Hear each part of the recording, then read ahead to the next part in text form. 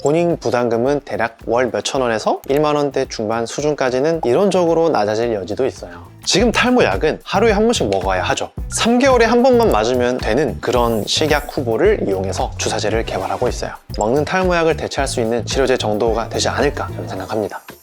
자, 요즘 뉴스에서 언급된 탈모 치료 방법이 하나 있는데요. 바로 지속형 탈모 주사제입니다. 근데 이걸 머리에 직접 주사를 한다거나 모낭에 찌른다거나 그런 건 아니고요. 지금 개발되고 있는 장기 지속형 탈모 주사제는 기본적으로 우리가 이미 알고 있는 피나스트레이드, 두타스트레이드 성분들을 전달하는 방식을 새롭게 개발한 거죠. 약성분을 피하나 근육에 주사하면 시간을 두고 천천히 혈액으로 방출되는 그런 메커니즘입니다. 혈액 내 약물의 농도가 일정하게 유지될 수 있다는 그런 장점이 있어요.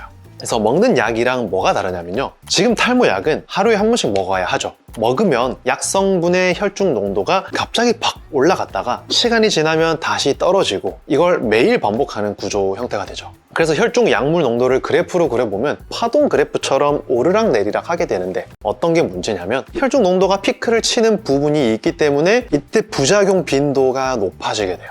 물론 탈모 치료 효과도 피크를 칠 때 더 높고 혈중 농도가 낮아지면서 또 효과도 조금씩 낮아지고 그래서 이 평균 혈중 농도를 꾸준히 유지하려면 계속 빠짐없이 매일매일 먹어줘야 합니다. 반면에 지속형 주사제는요 이렇게 혈중 농도가 들쭉날쭉하지 않고 일정하게 유지되게 하는 거죠. 혈중 농도의 피크가 없어지니까 부작용도 덜 할 수 있겠죠. 일정한 농도를 오래 유지하도록 설계되니까 효과도 일정하게 유지됩니다. 그래서 효과는 내가 원하는 효과를 볼 수 있는데 부작용은 먹는 약보다는 미약한 개개인에 맞는 약물 농도를 찾기가 더 수월해지겠죠. 비슷한 예로 서방형 약물들이 있는데 타이레놀도 천천히 오래 작용하는 서방형 제제가 있잖아요. 최근에는 먹는 미녹시딜도 서방형이 연구가 되고 있고요. 어쨌든 장기 지속형 주사제도 비슷한 개념인데 장점들이 있기 때문에 탈모약 성분을 주사제로 맞는 게 연구되고 있는 거예요.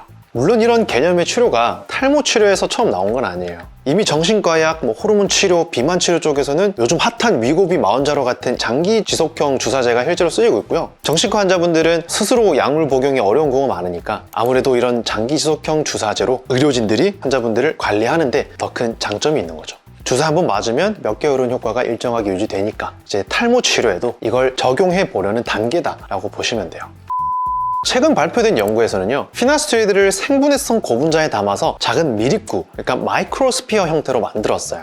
이걸 주사하면 약이 한 번에 다 나오는 게 아니라 초반에는 일부가 비교적 조금 빠르게 나오다가 이후에는 수주에 걸쳐서 천천히 방출되도록 설계되어 있습니다. 이걸 논문에서는 예중 단계 방출이라고 표현을 하는데 탈모 치료에서 핵심은 DHT를 얼마나 안정적으로 잘 꾸준히 억제하느냐 하는 거거든요. 주사를 맞게 되면 탈모를 유발시키는 호르몬인 DHT가 빠르게 떨어지고 이후에는 계속 일정 기간 동안 DHT가 일정한 수준으로 억제가 유지되게 돼요.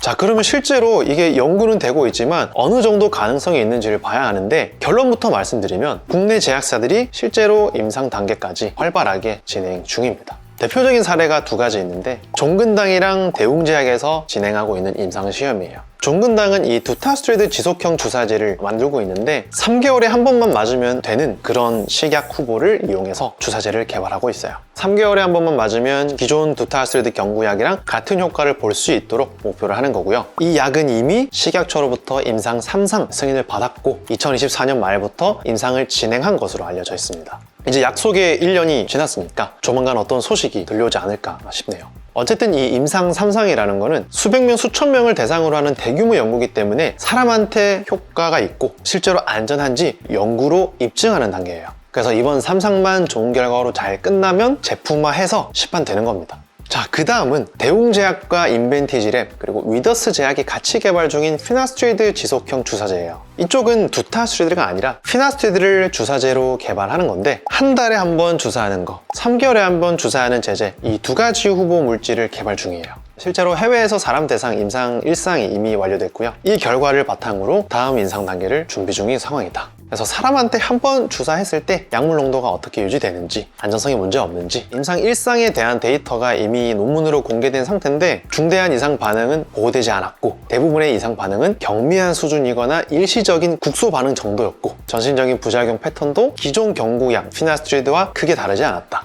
물론 이건 건강한 지원자 대상으로 단회 투여 일상 시험이기 때문에 장기 안정성을 확정한 단계는 아니지만 어쨌든 데이터는 이렇게 괜찮게 나왔다는 거예요. 자, 그러면 장기 지속형 주사제가 개발이 되면 탈모약은 안 먹어도 될지 궁금하실 건데요. 최근까지 연구 결과만 보면 순탄하게 잘 흘러가고 있고 임상을 이미 진행 중이고 시기상으로 보면 거의 끝날 시점이기 때문에 결과만 잘 나오면 실제로 개발될 가능성이 굉장히 높습니다. 장기 지속형 주사제가 탈모약으로 나오면 매일 약을 챙겨 먹는 사람과 장기 지속형 주사제 중에 선택하는 사람, 이렇게 두 가지로 나뉘지 않을까 싶어요. 3상 결과만 정말 잘 나와준다면 먹는 탈모약을 대체할 수 있는 치료제 정도가 되지 않을까 저는 생각합니다. 장단점이 확실하니까요. 다만 아직은 뭐 확실하게 검증된 게 없으니까 향후에 선택지가 하나 더 생길 수 있는 가능성 정도로 보는 게 맞다. 그래서 장기 지속형 주사제는 저는 이런 분들이 특히 관심을 가져야 된다 말씀드리고 싶은데, 첫 번째는 매일 약 먹는 게 너무 귀찮고 번거롭고 부담스러운 분들, 두 번째는 약물 삼키는 게 어려운 분들, 세 번째는 먹는 약에 부작용이 있는 분들, 네 번째는 장기 복용에 대한 거부감이 큰 분들. 그래서 이런 분들 입장에서는 장기 지속형 주사제의 결과를 기다려봐도 좋지 않을까 싶어요.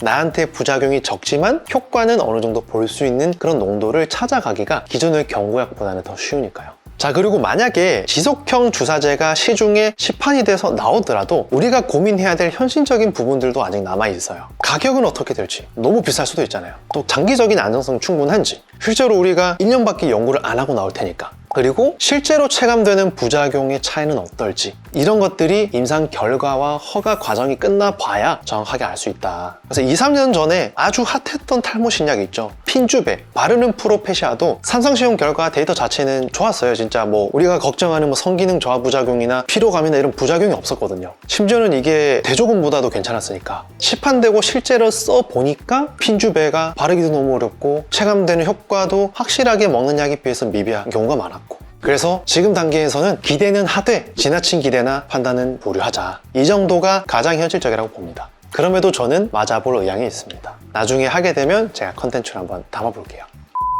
자, 그래서 오늘은 요즘 많이 나오고 있는 지속형 탈모 주사제, 현재는 임상 데이터를 쌓아가는 단계지만 분명한 거는 탈모 치료가 매일 약을 먹는 방식 하나만 놓고 고민하던 단계가 이제 조금씩 지나가고 있다는 점이에요. 좋은 소식이죠. 탈모 치료는 유행을 따라가는 개념이라기보다는 결국은 꾸준히 관리해 나가는 과정이 맞으니까 좋은 습관을 유지하시고 이런 전반적인 모든 치료와 관리가 같이 시너지 효과를 내면서 우리가 원하는 가장 좋은 결과를 만들어낼 수 있다, 이렇게 말씀드리고 싶어요. 그래서 오늘 영상이 신약, 신기술에 대한 과한 기대는 줄이고 상황을 이해하는 데 조금 도움이 되셨으면 좋겠고, 장기 지속형 탈모 주사제가 지금 이런 상황이고 이러한 장단점이 있구나 정도의 내용을 얻어 가셨으면 좋겠습니다.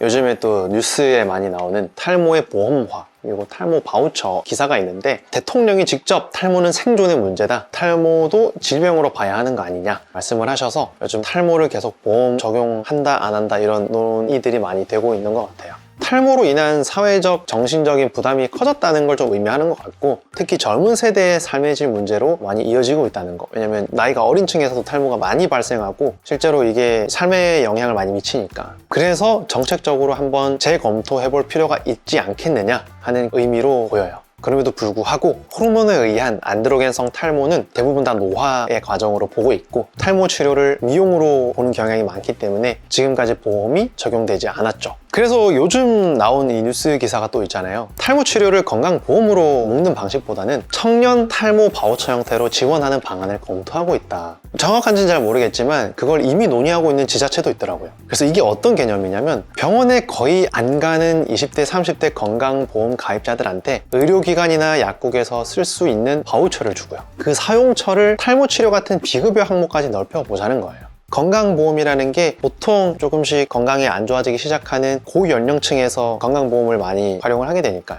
젊은 층은 병원을 잘 안 가잖아요. 건강보험료는 똑같이 내고 있지만 그 혜택은 거의 못 보기 때문에 탈모에 대한 바우처를 지급해서 건강보험의 혜택을 조금이라도 좀 만들어 주자라는 의미인 것 같아요. 저는 탈모 바우처는 되게 의도도 좋아 보이고요, 현실화될 가능성도 되게 높아 보이고 꽤 괜찮다고 생각합니다.